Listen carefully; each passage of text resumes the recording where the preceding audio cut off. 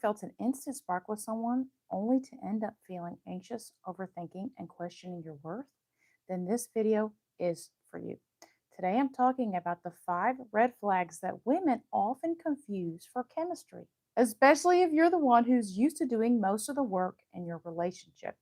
Because sometimes what feels familiar, intense, and even meant to be is actually your nervous system picking up an old wound.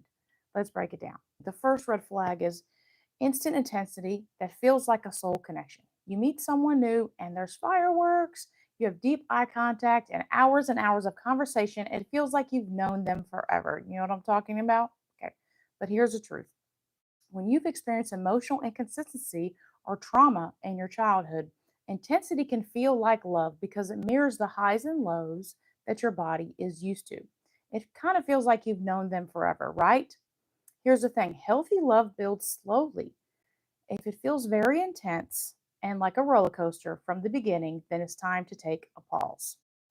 Red flag number 2: you're trying to prove that you're worthy of being chosen. You feel the urge to impress, perform, or be chosen.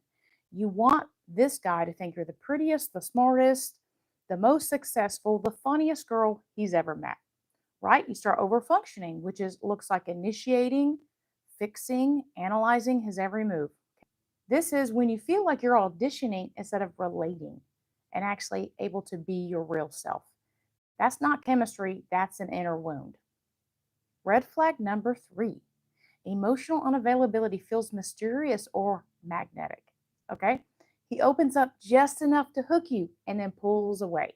You guys know what I'm talking about. The hot and cold guy, right?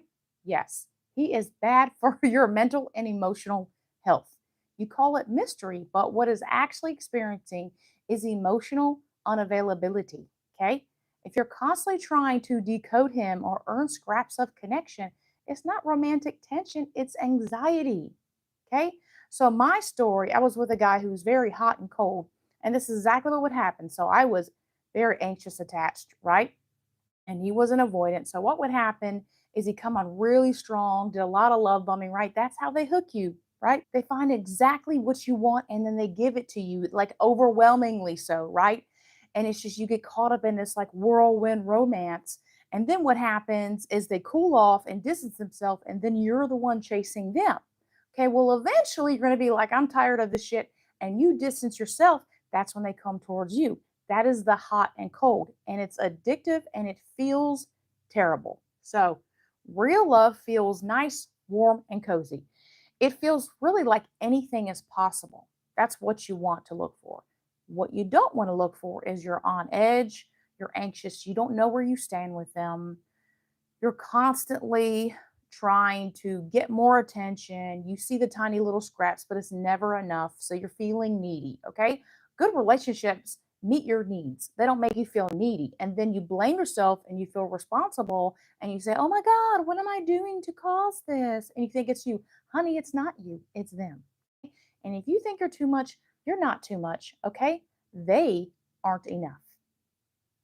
That's the mindset that I really want you to get in your head. If you are tired of attracting emotionally unavailable men, I completely understand what that's like. It is a painful pattern that can be broken. Okay. Red flag number 4: your body feels anxious and activated, not secure and connected.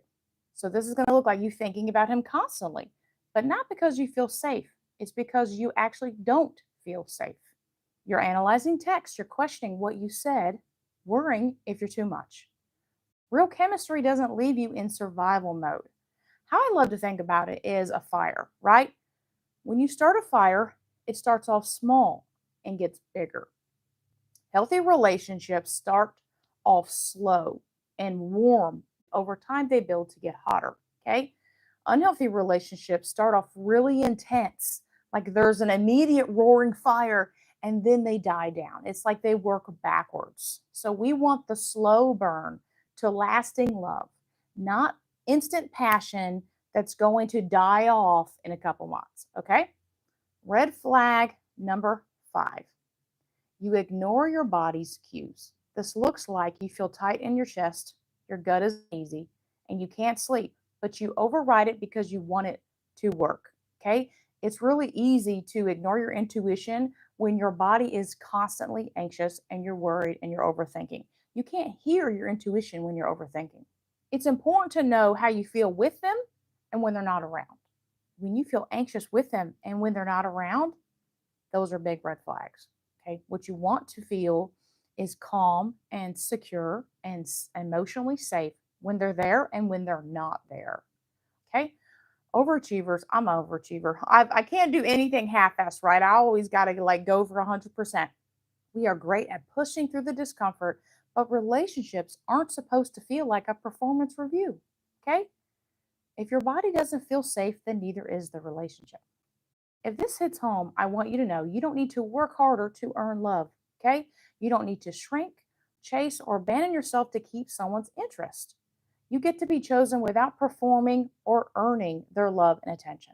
Okay. And this is what I want to teach you here, how to have healthy, loving, amazing relationships and be able to see the hot and cold guy, the emotional and available guy. And instead of trying to get him to like you, drop him like a bad habit.